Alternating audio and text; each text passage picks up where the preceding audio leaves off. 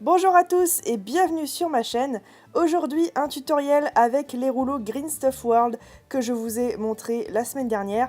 Donc si vous n'avez pas vu la vidéo, je vous la mettrai dans la barre d'infos. N'hésitez pas à aller faire un tour sur la boutique puisque comme vous le voyez, leurs rouleaux peuvent servir à des tonnes de choses. J'ai essayé aujourd'hui de faire un maximum de choses avec le rouleau.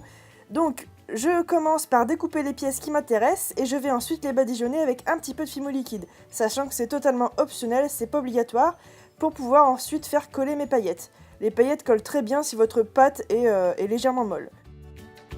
Si les paillettes vous intéressent, n'hésitez pas à aller faire un tour sur ma boutique. Cette couleur-ci, c'est la vert violet que j'adore. Elle fait vraiment très ancienne. Je fais exprès de ne pas en mettre de partout pour que ça fasse cet effet vieilli que je recherche.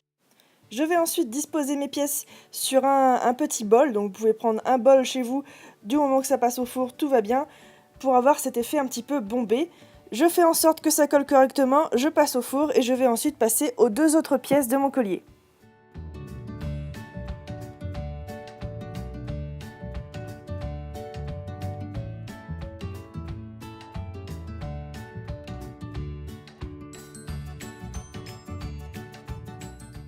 Pour les pièces de jonction, je vais utiliser de la pâte translucène que j'aurai mélangée avec un petit peu de pâte, soit de pâte verte, soit d'encre à alcool verte, pour avoir cet effet un petit peu jade et que ça aille ensuite avec le reste du collier.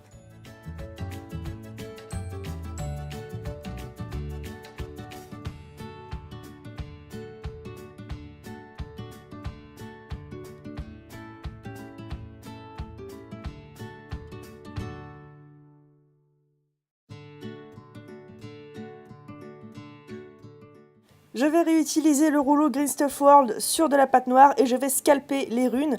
Donc ce sont les motifs qui m'intéressent. Je les scalpe et ensuite je les taille et je les mets sur mes pièces vertes et je fais tout cuire. Une fois que tout est cuit, je vais passer à la semelle. Donc j'utilise la même technique que j'avais utilisée pour le collier pan. Si vous n'avez pas vu le tuto, il sera sur ma chaîne, donc n'hésitez pas à aller le voir. Donc c'est tout simple, cette technique consiste juste à insérer des petits anneaux de jonction dans la semelle afin que vous puissiez ensuite faire votre montage tranquillement.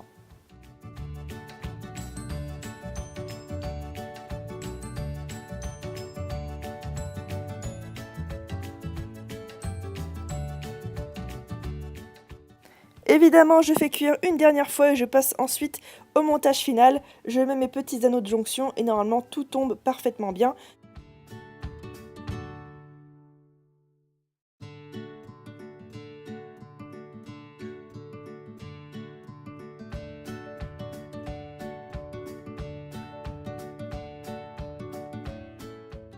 Voilà, j'espère que cette petite vidéo vous aura plu. N'hésitez pas à aller voir sur la boutique, le collier est en ligne, ainsi que les poudres que j'ai utilisées pour le faire.